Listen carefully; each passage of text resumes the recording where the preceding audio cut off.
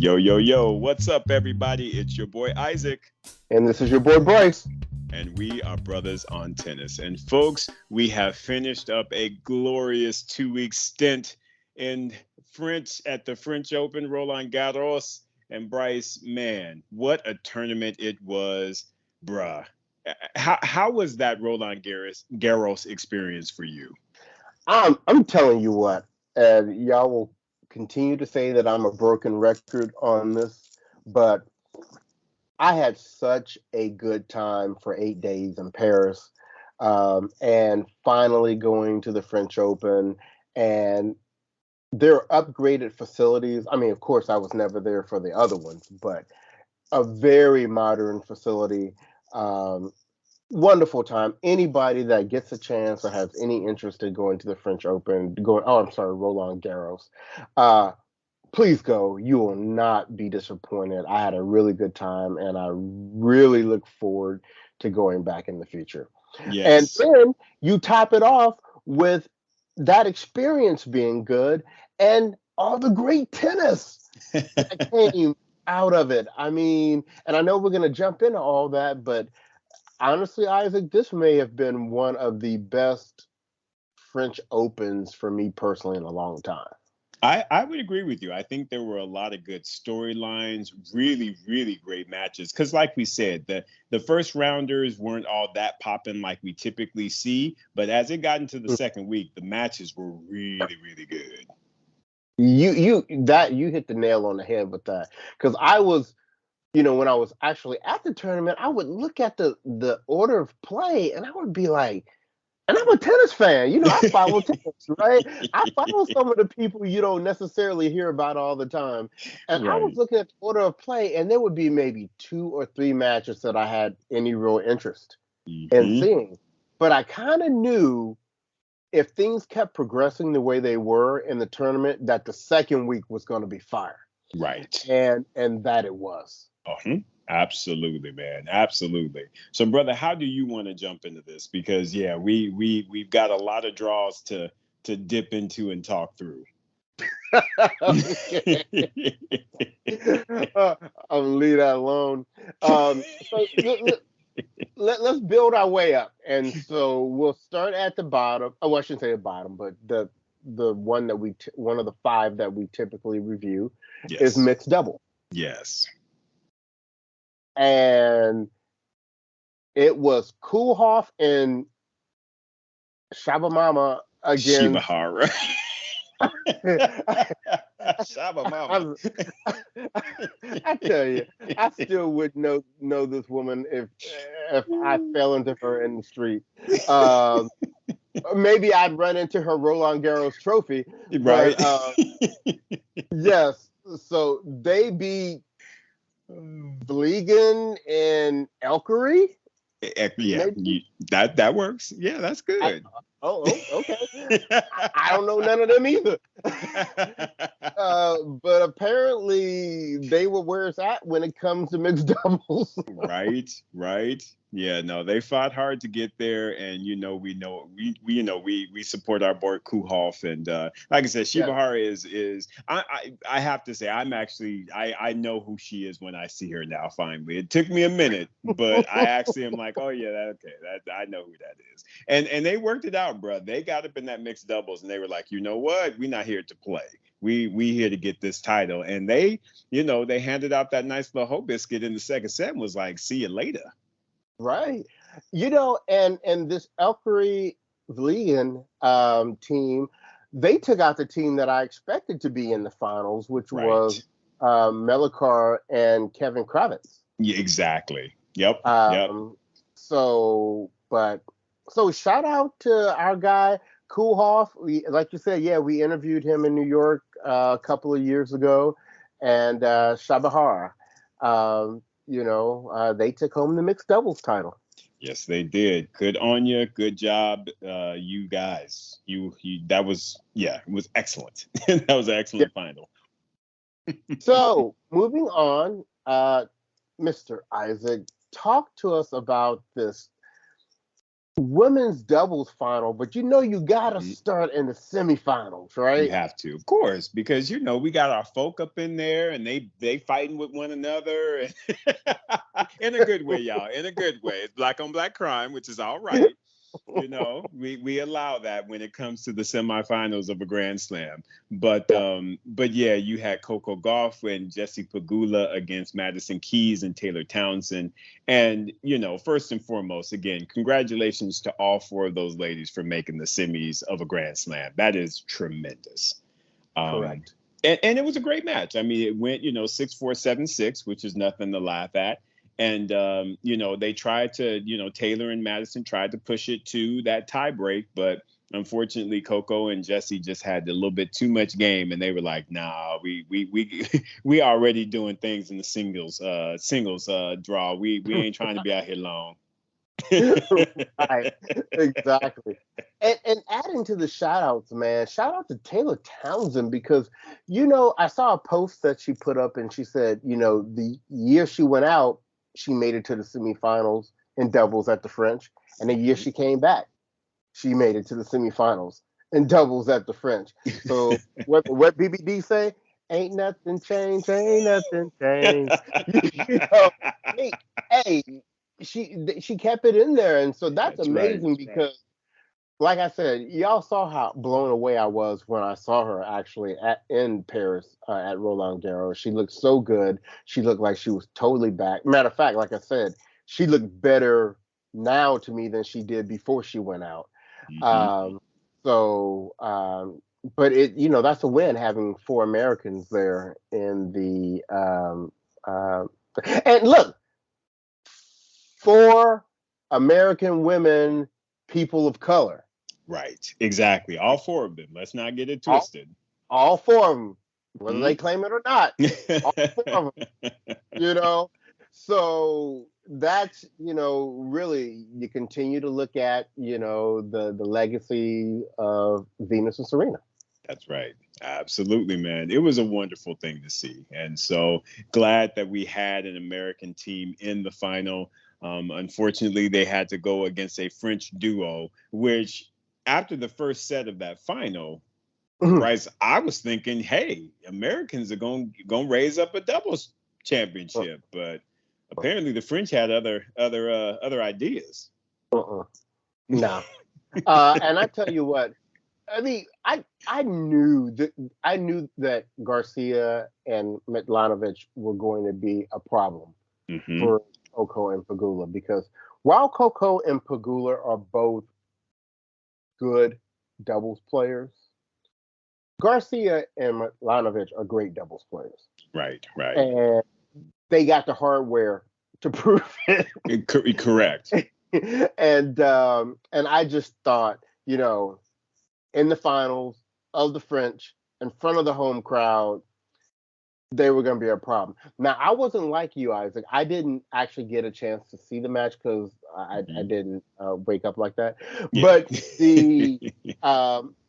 so I would have felt like you did after watching it and seeing them take that first set, give them a whole biscuit. Right. But when I woke up, I just saw the final result and I was like, yeah. Well, they had opportunities there. They really did. I think it goes back a little bit to what you had even mentioned in regards to some of the changes that at least I would like to see as it relates to Coco in her doubles game. I feel she had opportunities to take that backhand down the line that she didn't necessarily do. There were a couple of times that both Garcia and Mladenovic were like, you know what, we're going to go straight at you. And they were going at Coco and especially at Jessie because she by far was the one with the least doubles experience on the court. And they were just firing balls right at him. And I'm just like, why don't y'all fire some back at them and get them thinking? And they just never pulled that trigger. And I was really, really surprised because I was like, they are shooting the ball right at your belly button. You need to, I mean, to me, that is a ploy and it's a great tactic so that, you got to keep them on the toes, and they never did that. And I thought that was a huge mistake on their part. Now, mind you, Mladenovic she ain't no joke, man. Now there were some volleys when they got close enough to her, she put them away. I mean, she is like she was like, do not, respect my doubles game. Don't try But me. right, don't try me. But they could have done that with Garcia, and I think that they would have won some points. And to me, they just got doubled, Yeah. if that makes sense, in that final. Hmm. Yeah. But we like all of those ladies, Yes, we and do. so shout out to the French women for getting that title. I think they said this was the fourth women's doubles title for Mitlanovic. Yep, At the exactly. Hmm. and Pagula and Goff. I mean, what do you say about Makoko? Is that done now? No, because she was even saying that, her and it was just a scheduling issue this time around. But Coco seems to still be very much locked in with Katie McNally. So Makoko is still going to go strong. Well, I think. I got a question. What Yeah. was the schedule problem? Y'all didn't know where the French was? But I'm just asking. did she play? Yeah. Oh, Katie was playing doubles with. Well, wait a minute. I got the draw right here. okay. She had a good partner too. Oh yes, Zhang. That's right. I see that Right. now. I did. I Yeah. was thinking she wasn't there, but okay, she was there. So I don't know. They mentioned it in saying that they were still, together and planning to play more tournaments towards the rest of 2022. So I don't know. That's a great question to understand why they didn't actually join up and play this time around. That's a great question. Well, Zhang and McNally were actually the number 4 seed. Yeah, that's right. That's You right. know. Hmm. Uh, so yeah. Okay. We'll keep a good eye out on that one. Yeah. Yeah. That's. I think that one could be tricky. Right. But Sure. we gonna keep this one on the level today. So let's go ahead and let's move to the men's doubles. Yes. And you know, 4 just really good men's doubles players here, right? Absolutely. So you got Dodig, which his doubles resume. We don't even talk about that. Austin Krajicek, one of, if not the top, male doubles player from the United States. Well, behind Ram, I guess. Behind Ram. Yeah. Forget about Ram. But and it's interesting, they took out Ram. I was about to say they took them out in that third set tiebreaker. So there is that. There is that. And then you have Roger, who again has a great doubles history. And then it's our guy, Arevalo, Exactly. who we loved spending time with last November at World Team Tennis. So Isaac, you were getting going before this call on this match. Give us your assessment. Yeah, man.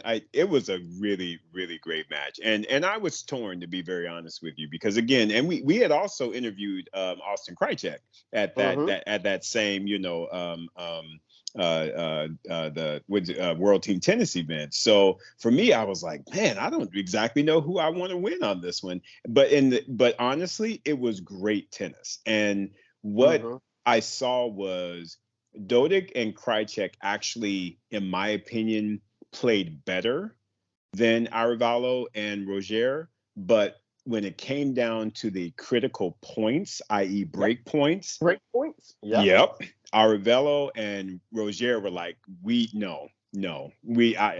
don't care how many you get, you're not gonna convert one, and and they just kept fighting, and I believe they were down match points in this match. That 7-6 second set, they were down, and they just fought it off. And man, I was really proud of them, man. And Arevalo stepped up and he played. I mean, well, both of them, they both played really some just straight out gutsy tennis. And I think they outgutted both Dodig and Krajicek. But it was a great doubles match, man. It was really, really good. Any thoughts on your side, bro? I just thought it was great seeing how much it meant to Marcelo Uh, Yeah. and knowing, I think they said he was the first Central American to to win a major Mm, title. wow. And so you love that kind of history. Yeah. And like you said, Krychek was cool. Arvelo was cool when we interviewed them both in November. So it's good to see those guys do well. So very happy for Exactly. them. And Roger too. I mean, he was looking for a new partner, and I guess he found the right one. He found the right one. Exactly. Yeah, they are doing big things. So congratulations to both teams. They did a great job. Absolutely. So, Yeah. okay, here we go. It's time to get down to the business end of these draws, right? Yes. Both of them just so good. So let us start with the women's draw. Hmm. Hmm.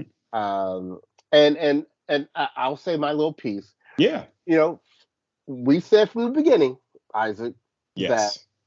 this was basically Iga's tournament to lose. Yes, we did. I mean, we understand I wasn't really like going out on a limb or anything, Come here, I got this tip for you. Right, Uh, exactly. you know, but I think it's time, in case you haven't been doing it, to really acknowledge the tear that this woman is on right now. Right. She Right. clowning, man. She clowning. Yeah, it's just it's like almost disrespectful.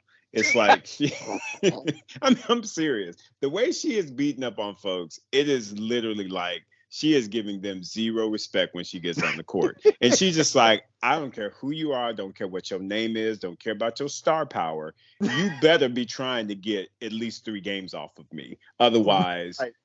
because Come to that's the to me victory. that's the benchmark, Bryce. It's can you Right. get a 6-3 set off of Iga Swiatek? Because Right. as we've seen, most of them are bagels, breadsticks, and hoe biscuits. Simply put. le, ca- le Bakery de Swiatek. That's my Exactly. French I've learned.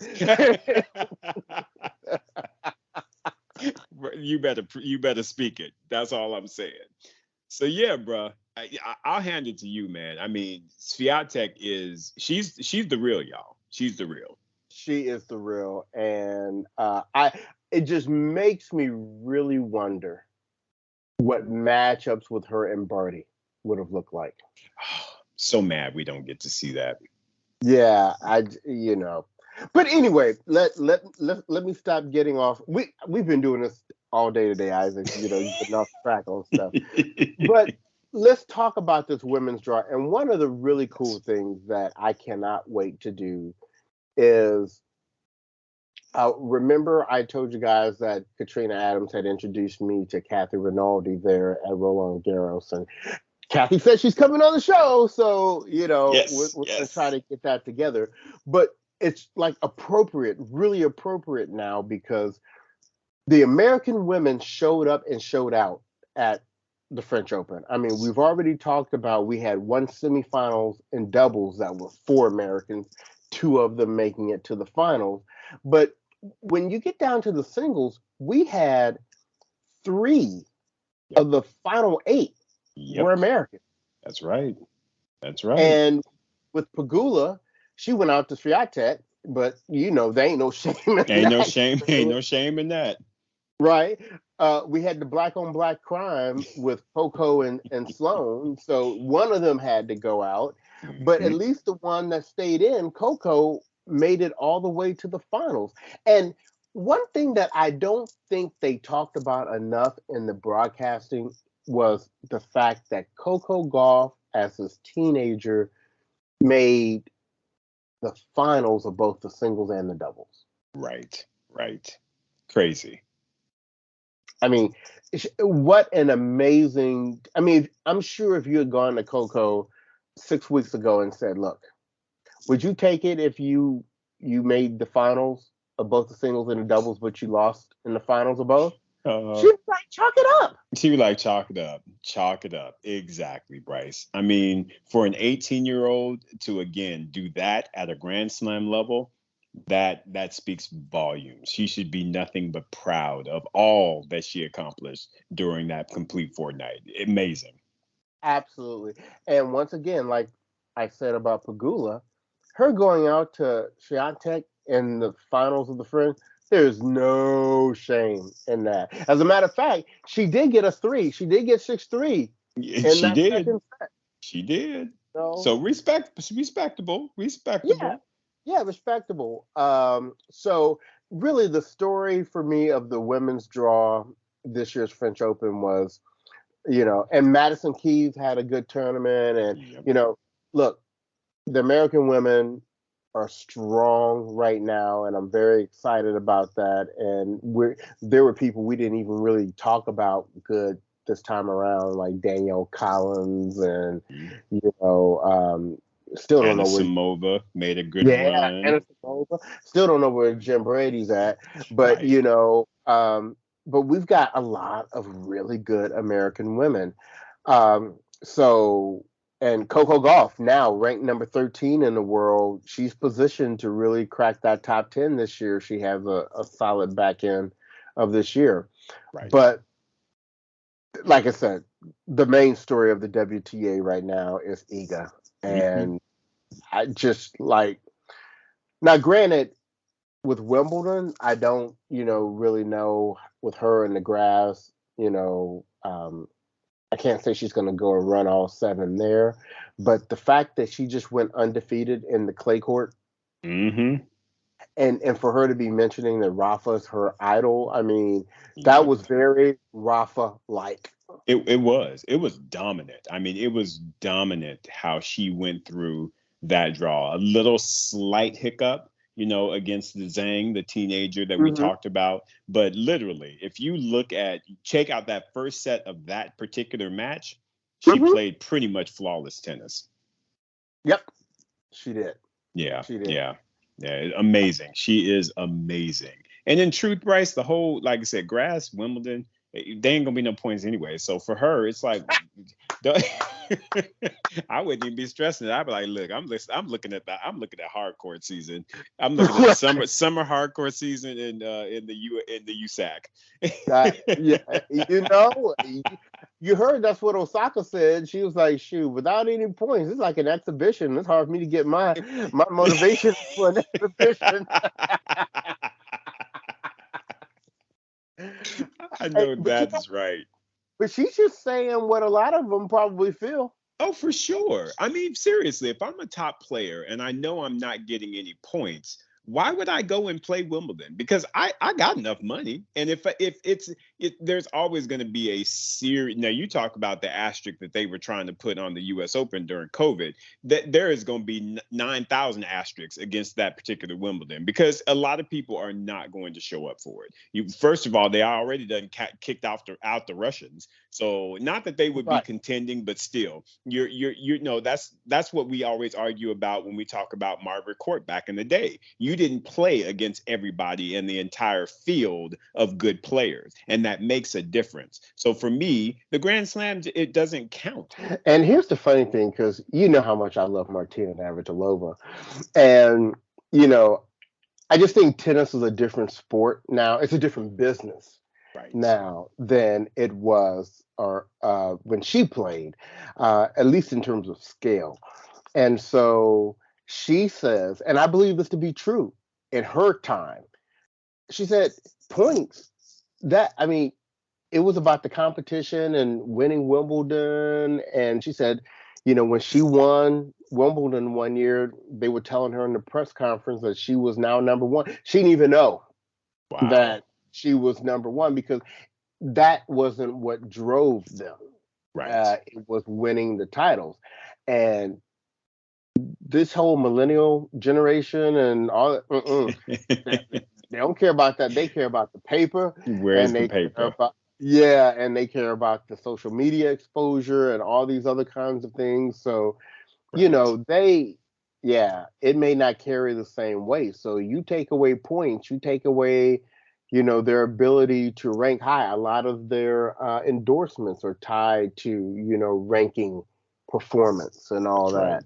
That's right. Uh, you could see people, and here's the other thing: if I see people skipping Wimbledon, I'm assuming they're just going to skip the whole grass court season. Well, yeah, because it's not that it's only a month time frame. So in truth, a lot of them may use it as a training block. Exactly. Yeah. So, um, Yeah. Get but themselves ready for the summer hard courts and the US Open where they know they'll get some points. right, right.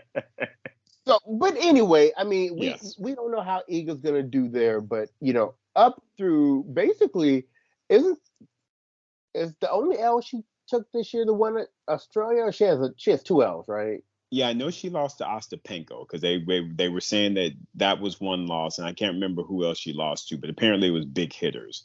So Yeah. yeah, yeah. So, yeah, this is real Steffi Graf Martina Serena type Hmm. of runs, that we're seeing. And the scary thing is when she was in her acceptance speech, she was saying with her team, okay, things are finally starting to fall into place. Right. So she was like, y'all get used to this. The beatings will continue. They will continue. And I Rafa think foot, she's right. yeah, Rafa foot may be hurt, but mine's just fine. you know, Exactly. I ain't got that constraint. Mm-mm. My foot just fine, Right. and I it is think ready to step on you. it's ready to step, bro. It's like what these boots are made for walking. These boots are gonna step all up on you. That's Yeah, the lyrics of that song for Iga yeah, Swiatek, brother. I really feel like Bryce, she is going to potentially have that type of a year where she yeah. may I only lose maybe one, potentially two more matches this year. I agree, Yeah. and I like the fact that she understands at this point because and this is what Krejcikova may have to learn. Swiatek had to let that doubles go. Exactly.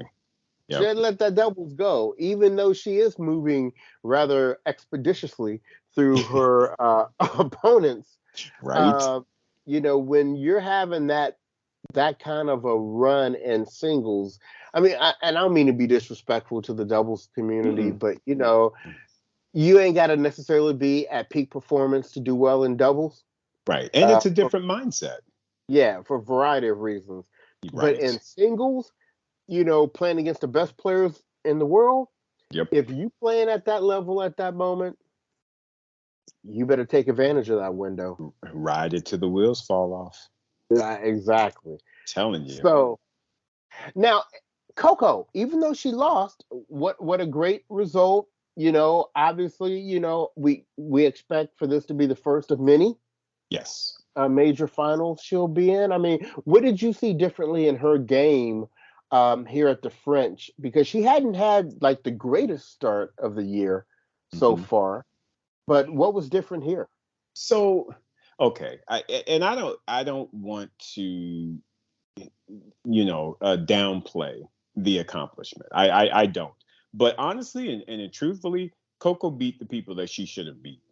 Um, I think that the match against Sloane was definitely because again Sloane is a French Open finalist, so Yep. that to me was a step up for her, and she did step up and again beat her in straight sets. So that in itself was a good a good win. But at the same time, Sloane's game has been off. So did Mm. she get the same Sloane that showed up in the French Open final against Halep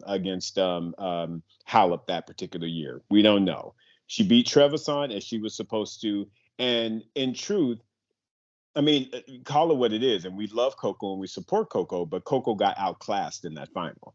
Iga, Yes. Iga just dominated her from the start. She had a little bit of a kind of what do they call those walkabouts at the end of Mhm. the second set, going into the first, where Coco, I think she held serve and then broke, or she broke and then held, one of the two, because she was out to a 2-love lead, and in fact, I think she was 3-love. So I think she held, broke, and held. And then I think Iga was just like, oh yeah, wait a minute. Let me reset, and let me get myself back right again. And well, no, that's not right. It was because it was 2-1. Coco didn't go up 3-love because yeah, that's right. Because Iga would have then had to have run 6 straight games, and she didn't do that. But regardless, Iga dominated, and Coco to me still has a lot of the things that she needs to work on. We saw the double faults show up, unfortunately. Even in some of the earlier matches, they just didn't show up as much and in critical moments. But they did show up. If you notice, she double faulted in the first game of the match. That's nerves. And you can't do that when you are at a Grand Slam final at that level playing that type of an opponent. It just immediately in my eyes was like, uh-oh, that's not a good sign. A couple forehands that she hit, but barely made it to the net. I was like, yeah, this is tough. So I still feel like for me, Bryce, and sorry to talk so long, but I feel like Coco still needs to continue to work on those fundamental things that we've always talked about. She needs to work on that forehand, and she needs to really go after it. I would much rather her see hit long than to hit short. I really would. Be aggressive. I'm always of that mindset. Be aggressive. And, because again, her defense is on point. That backhand is world class. Her volleys and net skills are exquisite. It's a matter of getting your serve right and getting that forehand right. What about you? What did you think, bro? I agree. And it's just, I think she would have beaten so many other people in a final there. Um, it didn't matter who it was against Swiatek. It didn't matter. It didn't matter. It really didn't matter. And we said that from the moment the draw came out. We were like, do we even need to go through this?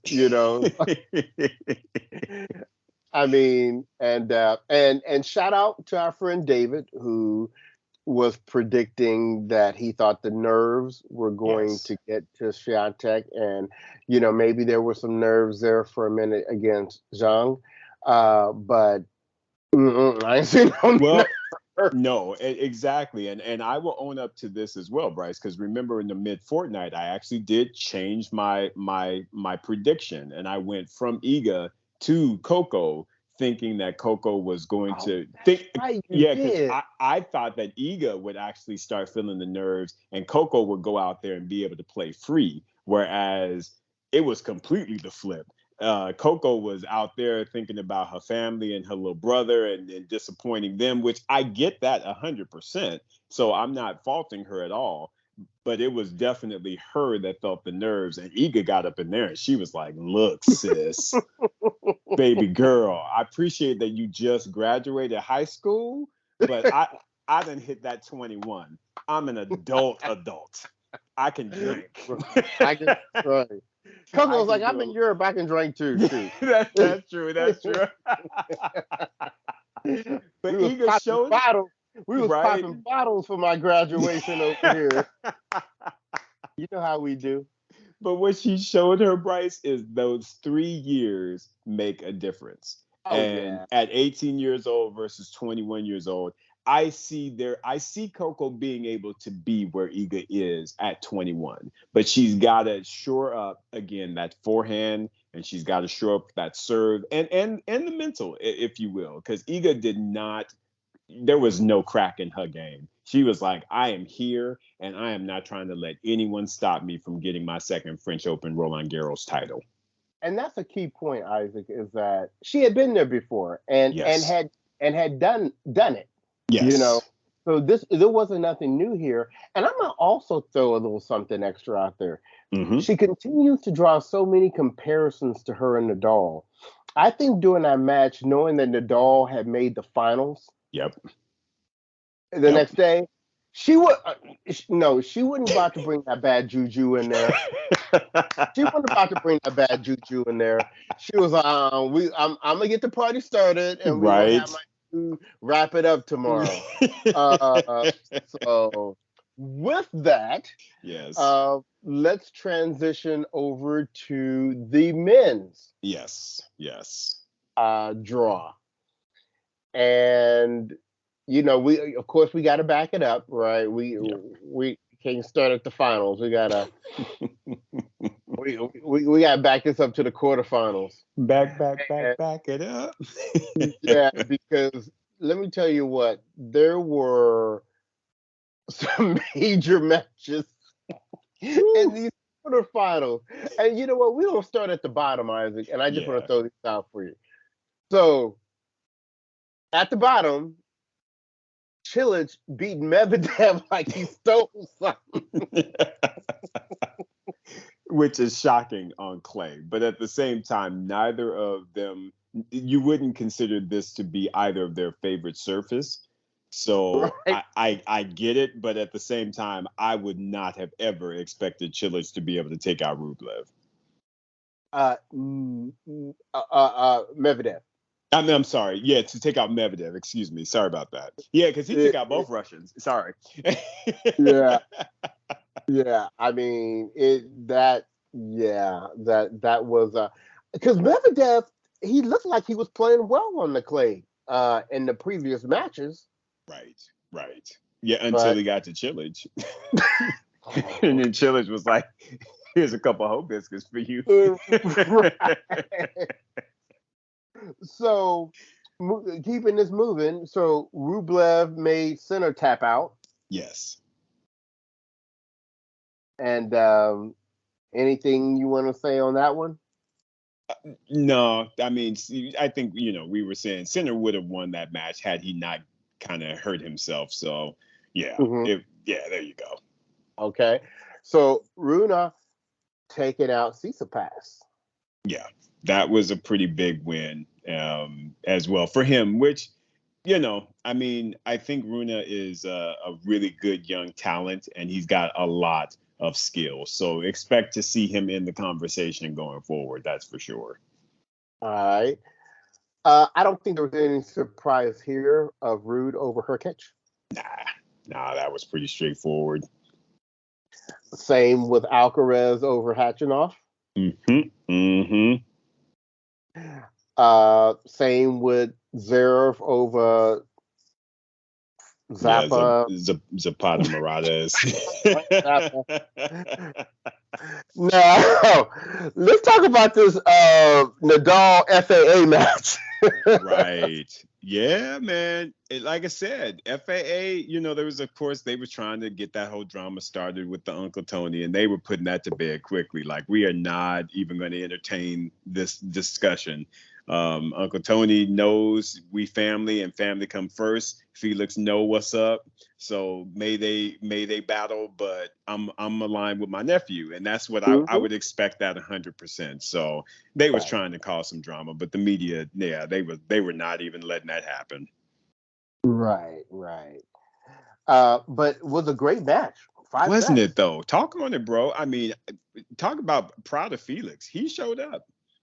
I cannot because I was in the air flying back from Paris. That's right. That's right. So I didn't see that match. Yeah, no, I watched that match, and bruh, like I said, Felix showed up. He played a really, really good match against Nadal, and it gave me the perception that Felix is definitely on the list of being able to win a Grand Slam, if not multiple, in his career. I absolutely believe, based on what I saw from him in that match in particular, he can get it done. He can get it done. Yeah.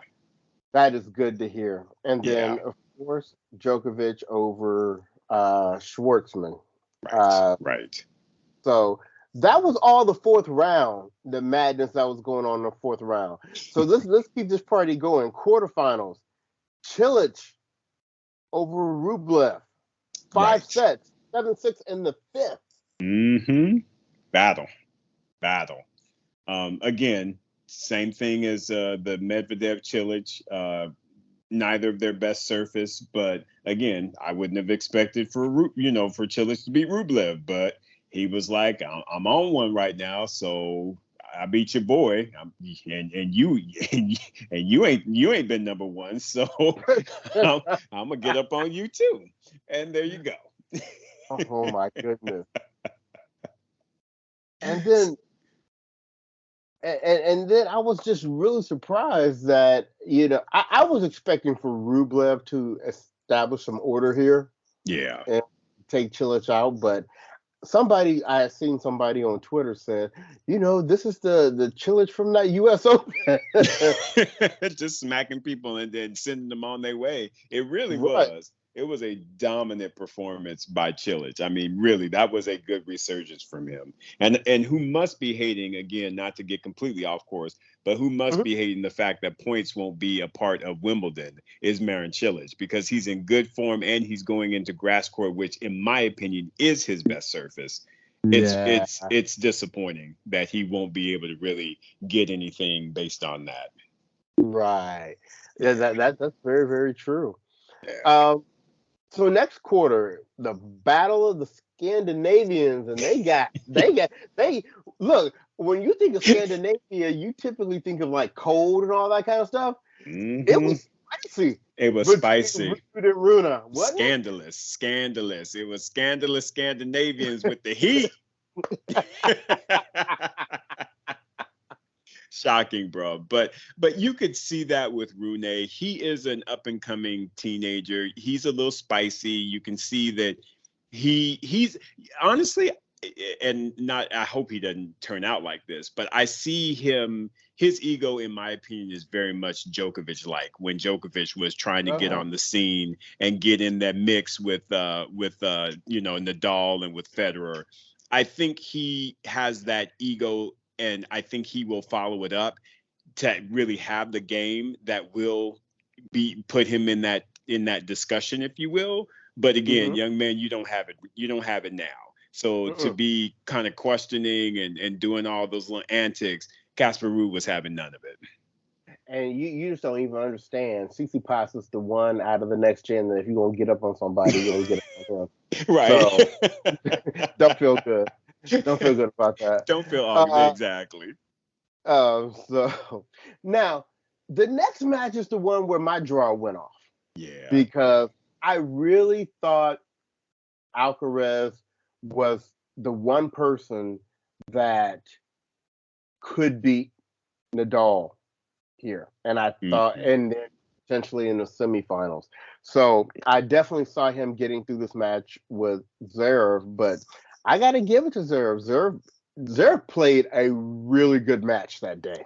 Yes, he did. Yeah, he did. I mean, that's just what's up, man. He stepped up, and because you and I both picked Alcaraz to take that match, and Zverev, he plays well when he's got a little chip on his shoulder, because he came out there and was like, why Alcaraz getting all the special stuff and getting the good time frames and the good stadiums, and he ain't where I'm at, and blah blah blah, and I mean, you got to go with the hot person at the time, so. While I understood Zverev's argument, at the same time, Alcaraz is all the buzz. So he's the one that Right. is filling the seats and getting that coin. So the tournament did what they needed to do. But Zverev went into that matchup with that chip on his shoulder, and he played some outstanding tennis against Alcaraz. He took it to him. He did. He Yeah. did. I got to give credit where credit is due. So, Yep. Yep. so Zverev made it through to the semis there. And Hmm. then we had the matchup that everybody was looking forward to when the draw came out, Right. Nadal versus Djokovic. And, I think in our minds, we had always said this was the revenge match. Exactly. Although this is where my draw blew up. Because remember, I thought that Djokovic was actually going to take out Nadal based on the foot issues that we saw him having in the previous tournament. But Nadal was like, shit, that's why I paid this doctor bill. Isn't Yeah, that exactly. huh? Now, wait a minute, Isaac. Didn't you say at one point that you were not going to go against Rafa I did. at the And I Roland Garros? did. And I was dumb. I was dumb.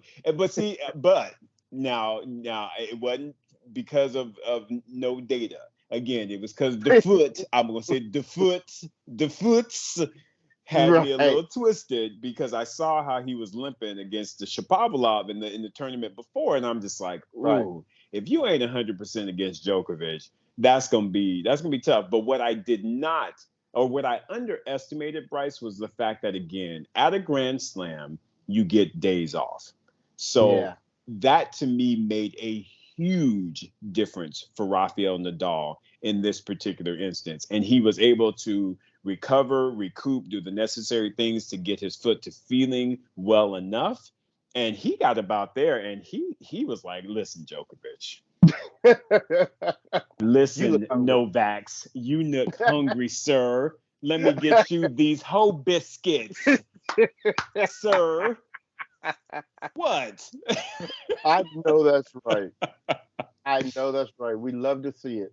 Yes, we do. So it blew up my draw, but I was nonetheless happy for it. I didn't even care because I was like, if Nadal can beat Djokovic, I will take that any and every day.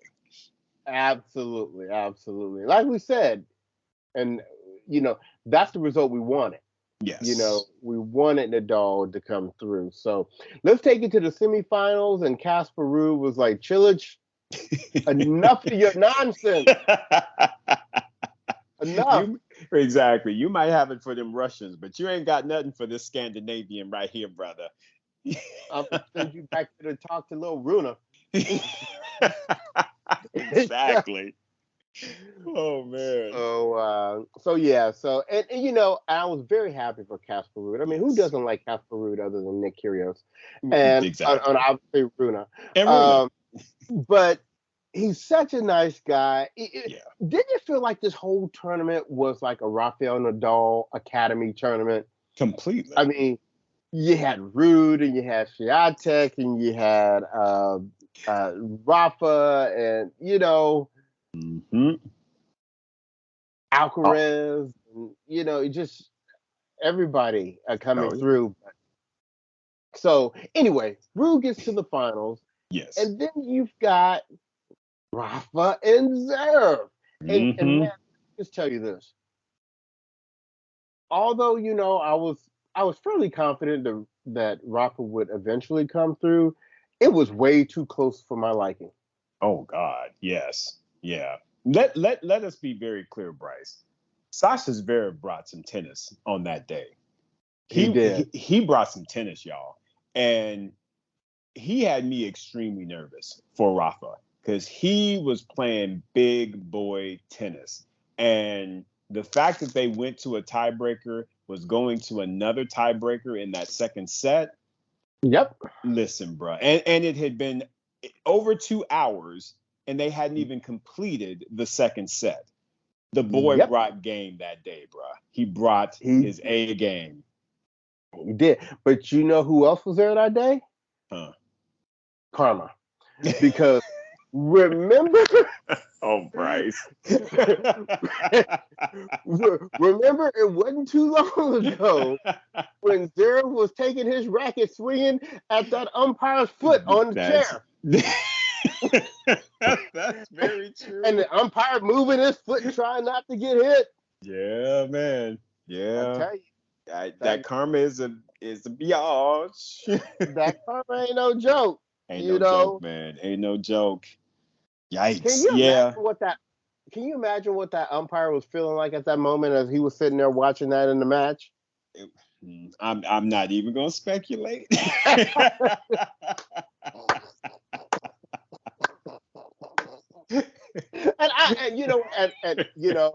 I'm sorry for Zverev being hurt. I don't wish injury on anyone. No, but not at all. It was just the whole poetic nature in which it happened. Yeah. Based upon his own actions. Well, yeah, I agree with you, and I felt really when he did it in the anguishing and all the crying, I was like, whoa, this is serious, and it made me feel for him. I mean, like I said, we've talked about it, Sasha, and he's not very high on our list because he do stupid stuff outside of the lines, and you're right. I mean, honestly. How you live your life is important, y'all. Don't yeah, you know what I'm talking about. Don't you bring that negative juju, it's gonna come back to you. It's just not, it's not something you want to play with. So be a good person, and I mean, no one can guarantee anything, but at the same time, just don't be messing with that bad juju, y'all. And I tell you what, that got me laughing. So they wheel him off the court, right? Yeah. And then I saw his head coming back out of the tunnel. Yep. And I'm like, okay, here come Paul Pierce. All right, he about to pull this Paul Pierce. And then I saw him actually on the crutches or whatever, and I was like, Right. oh, You're like, oh, okay. Yeah, this yeah, is I was, yeah, because I was thinking if this was the whole Paul Pierce thing about to happen, I was like, man, the juju gonna stay bad. right, right. No, no. He came out, he addressed the crowd, he actually shook the umpire's hand, got a little hug and a little love from Rafa. I actually, like I said, I felt bad for Zverev. And Mm, again, not as someone who is not a fan of his, for me, I would, like you said, you just never want anybody to go out like that with a severe right. injury, and especially while you playing some of your top level tennis, Real good, because right? again, he was balling, and it was like him He and was. Rafa were like, okay, we going straight up right now, and no gloves, you Vaseline on, let's go, let's get it. And I was really impressed with how he showed up in those two sets. But again, you just never know. But happy that Rafa, of course, was able to escape and get out of that. Exactly. Which then puts him in the finals, which remember, man, after the Australian Open, we were saying, man, what if Rafa go through and win this French Open, he had 22, Right. you know? And everybody was talking about Djokovic getting to 21. But here's Nadal with 22 and then 14 French Hmm. Open. I mean, this just ain't even real. And now Oh, and him, don't miss the fact that 14 time, who is that? Pete Pete Sampras. Sampras. Yeah. Mr. He, I'm the mark. I'm the man. This is my record. Yeah, okay. let me tell you what. Raphael be like, Pete, bring all your trophies. All of them. All of them. And I will bring my French. That's all. Just one. I will bring one. Right? And then I just like toss one of these Wimbledon ones on top to make you sit down. Get out of here. I got 14. Impressed. Ain't nobody gonna ever top 14 again. See, I top 14 in one city. in one. On a bad ankle, on a bad On a foot. bad foot. My foot's ain't even 100% right, and I got my 14th. Say that. Yeah. And Casper Ruud, and I'm sorry, I just told you a few minutes ago how much I like him. He's nice and friendly and everything and all that kind of stuff. I Mm. knew he was going to get his wheels blown off in the final. Ooh, drove I mean, us. knowing that Nadal's his idol, and it was the perfect recipe for a beatdown. Exactly. And that's exactly what happened. It was a straight up beat down. He was like, Casper, I appreciate you and I'm glad you came to my academy and everything.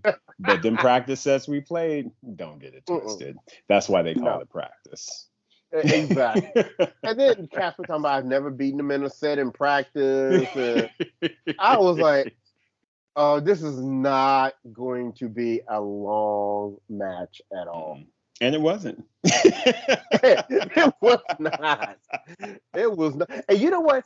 And to be honest, if you go back and watch a couple of those games that Casper got, Mm-hmm.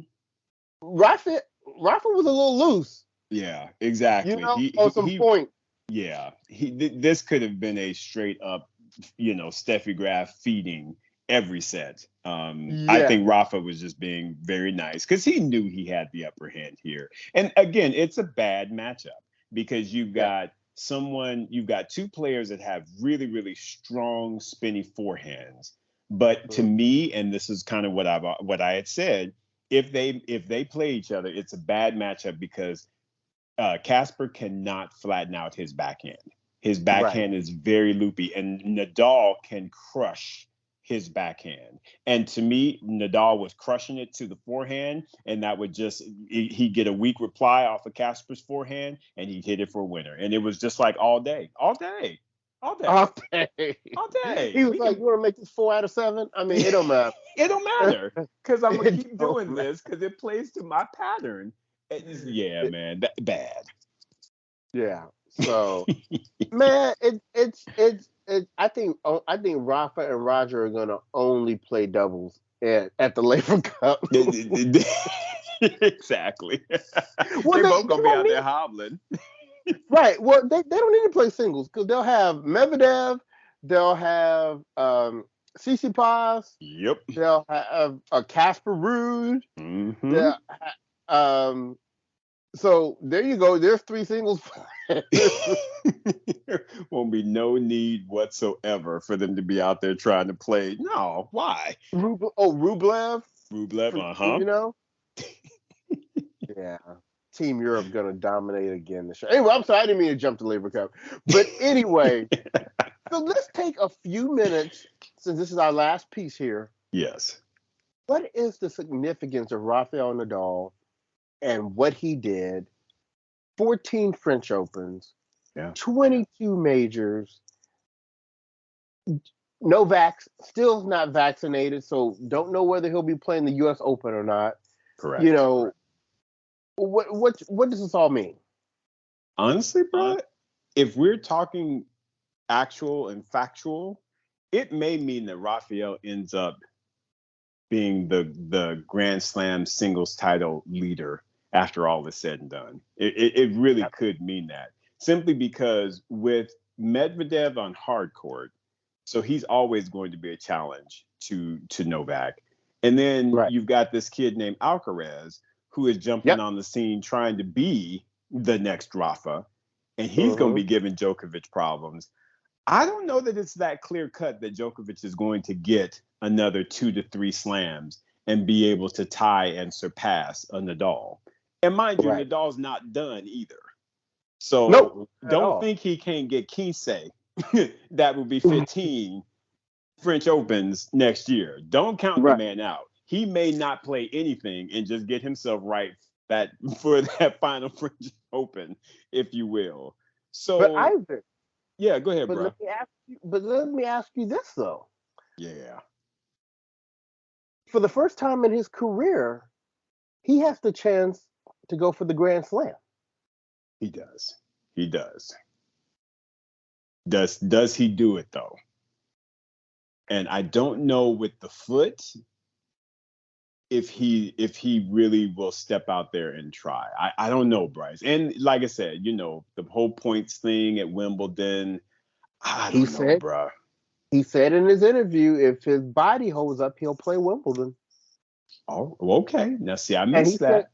And he said that after the final. I think honestly, and this is just Bryce's opinion, and I ain't in not Nadal's camp or anything.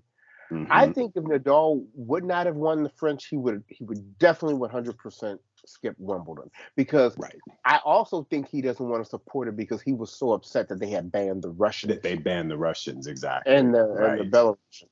So I think it would have been an easy skip for him. Right.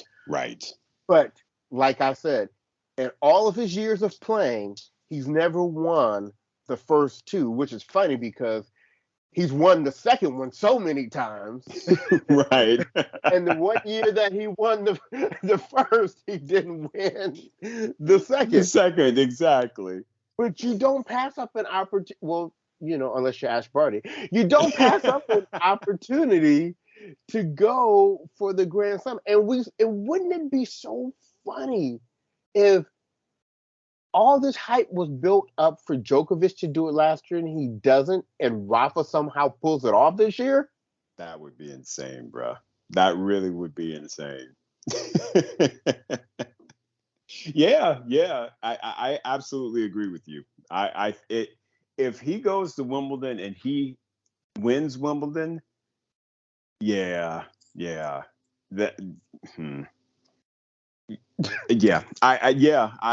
tell you, bro, it definitely puts him out there to not be touched, because again, I think that it's going to be rough for Djokovic to win slams going forward. For both of them, but I will always, again, if Rafa has apparently a semblance of health, he's always going to be the top choice for the French Open. I mean, just simply put, even Alcaraz, Novak, doesn't matter.